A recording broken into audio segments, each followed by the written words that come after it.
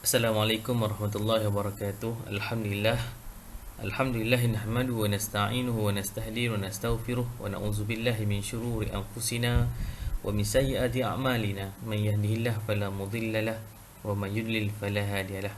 Alhamdulillah, anak-anak yang dirahmati Allah sekalian, syukur pada Allah Subhanahu taala atas segala rahmat dan nikmatnya, insya-Allah.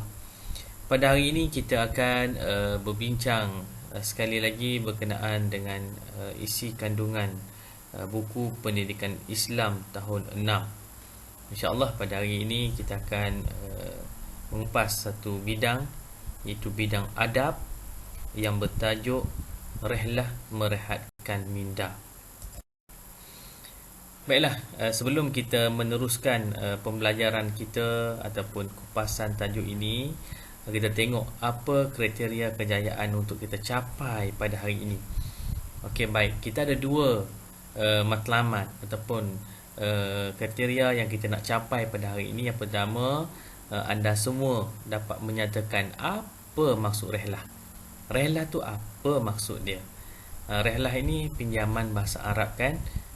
Apa maksud dia? Itu yang pertama. Yang kedua, anda semua dapat menjelaskan apa adab semasa kita rehlah dan apa kelebihannya jika kita beradab semasa kita berehlah. Okey, dua kriteria kejayaan yang kita nak capai pada hari ini. Pegang kriteria ini, insya-Allah. Okey, baik, kita tengok apa maksud rehlah. Rehlah ni bermaksud kita pergi melawat ataupun kita berkunjung ke suatu tempat, seperti kita melancong, kita mengembara, kita menjelajah ataupun kita berkhemah di satu tempat yang kita pilih lah. Itu maksud rehlah. Nota jarak perjalanan sejauh 2 marhalah, kira-kira 91 km daripada tempat kita tinggal, dikira sebagai musafir. Itu nota lah. Kita daripada kampung kita nak pergi ke tempat yang kita nak pergi melancong ataupun kita nak pergi berkhemah, itu jika melebihi 2 marhalah ataupun perjalanan kita tu 2 marhalah, kira-kira 91 km, dikira sebagai musafir. Baik, kita tengok pada adab rehlah. Apa adab rehlah? Yang pertama, berniat kerana Allah agar perjalanan menjadi ibadah. Ini disebut sebagai the power of niat. Bila kita buat sesuatu, kita niat kerana Allah, jadi amalan kita itu menjadi ibadah. Dan insya-Allah bila menjadi ibadah, dia akan berpahala. Itu yang pertama.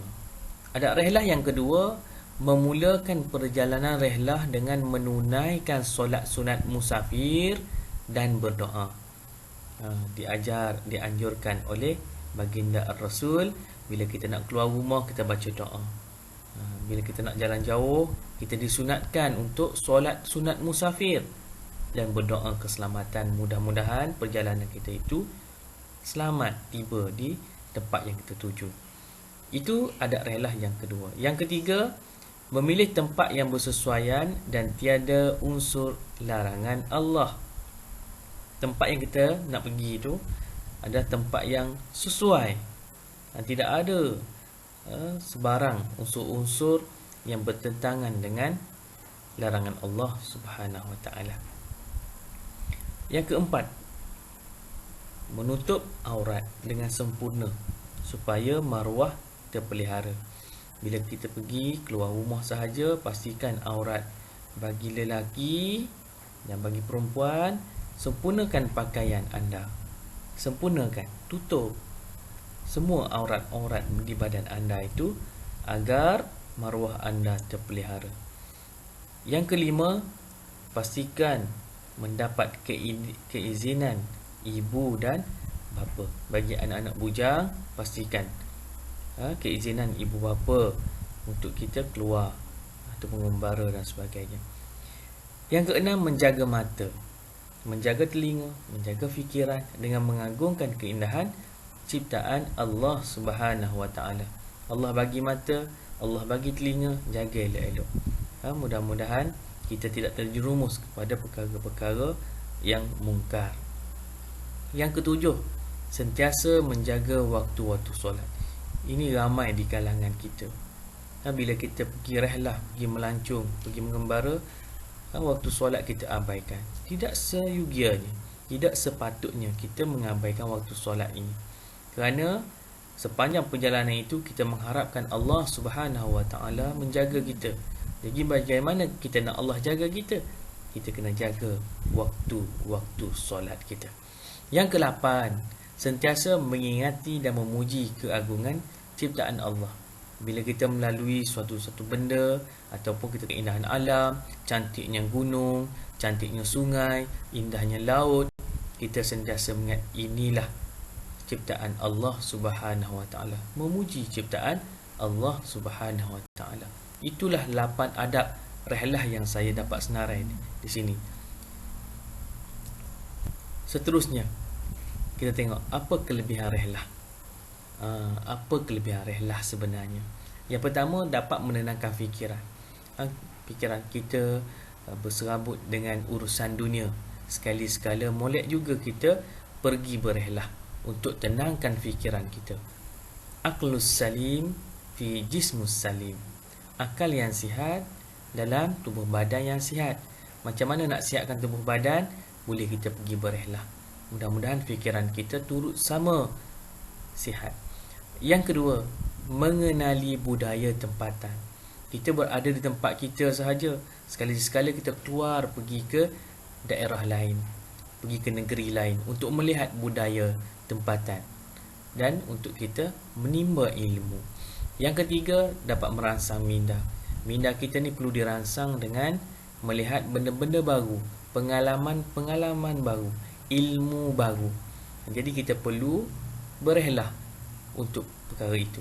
Yang keempat, menambah banyak pengalaman. Dengan kita berehlah, kita akan berdepan dengan banyak situasi. Situasi-situasi baru itu merupakan pengalaman. Pengalaman ini tidak boleh dijual beli. Tidak, kita tak akan dapat di institut pengajian. Pengalaman ini melalui apa yang kita buat. Di mana kita pergi, di mana kita hadir, di situlah pengalaman kita akan bertambah. Yang kelima, meningkatkan iman di jiwa. Iman kita ni perlu ditingkatkan, perlu dipupuk, perlu disuburkan. Salah satunya dengan cara kita berehlah ini, boleh kita melihat suasana baru di tempat yang baru, bagaimana kehidupan masyarakat-masyarakat lain dalam perjalanan kita semasa kita berehlah itu. Yang keenam, dapat mempertahankan maruah diri dengan pakaian yang baik, dengan akhlak yang baik, percakapan yang baik, tingkah laku yang baik semasa kita rehlah boleh mempertahankan maruah diri kita. Diri kita mesti dijaga sebab ada maruah yang perlu kita jaga. Salah satunya kita menjaga adab semasa kita berehlah. Rumusan daripada tajuk kita pada hari ini, rehlah amat digalakkan dalam Islam kerana kita dapat meneroka alam ciptaan Allah dan mengagungkan kebenarannya. InsyaAllah sampai di situ sahaja pembelajaran kita ataupun penerangan kita ataupun kupasan buku teks di bawah bidang akhlak ini yang bertajuk rehlah merehatkan minda. InsyaAllah yang baik itu datang daripada Allah, kekurangan kelemahan itu saya minta ampun dan maaf. InsyaAllah mudah-mudahan video ini bermanfaat pada anda semua dan dapat membantu anda semua untuk memahami isi kandungan buku teks ini. InsyaAllah jangan lupa subscribe, like and share untuk dapatkan video-video yang akan datang. InsyaAllah. Assalamualaikum warahmatullahi wabarakatuh.